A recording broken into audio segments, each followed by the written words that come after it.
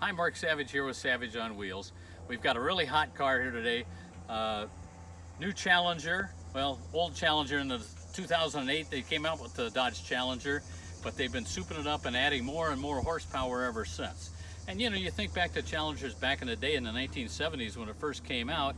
It kind of started out as a pony car, kind of a challenger to the Mercury Cougar at the time, and it was just a little bit bigger than the Barracuda.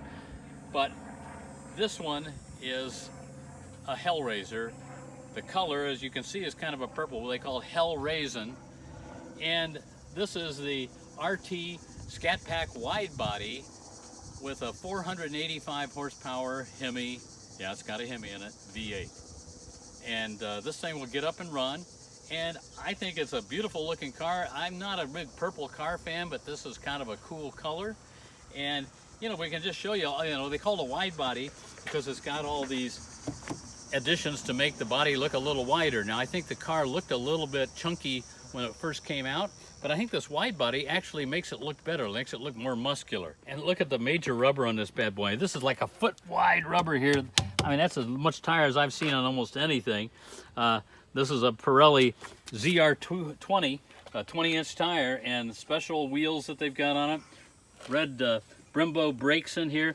Look at this, it's like a 15.4-inch rotor on this thing, and it is, this is made for the racetrack, and we'll stop you in a second or two. So we got all sorts of vents and so forth, but check this out. This is major engine into this hood.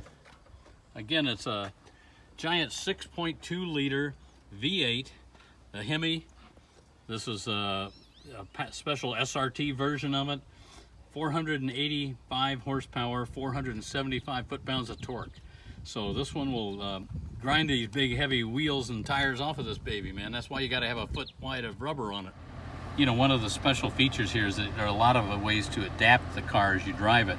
So we've got suspension mode and steering modes and drive modes that we can change. There's track, sport, custom, auto. We've already changed it here to the sport mode for steering. And we'll show you here. Here's the way you can adjust it. It lights up into the brighter areas if you can change something. Traction we're not changing right now because we're on street mode. But you can go track, sport, and street. We're going to put it on sport just to see how that is, and we'll go out and test it out on the highway here in just a second. But again, one of the things that you're paying for in a car like this, and that you want, if it's going to be something that you're going to have a little fun with, is some adjustability. And this car is very customizable, and as you can see here, we can just about make it do whatever we want. As Paul and I got to test the Shelby Mustangs earlier this year, and again, they have very similar things where you can have launch mode if you're going to take this car to the drag strip and work off a little bit of that rubber.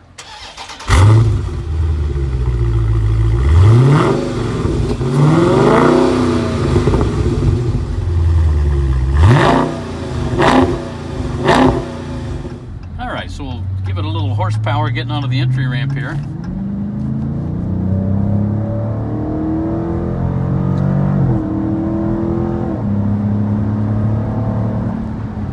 I saw 93.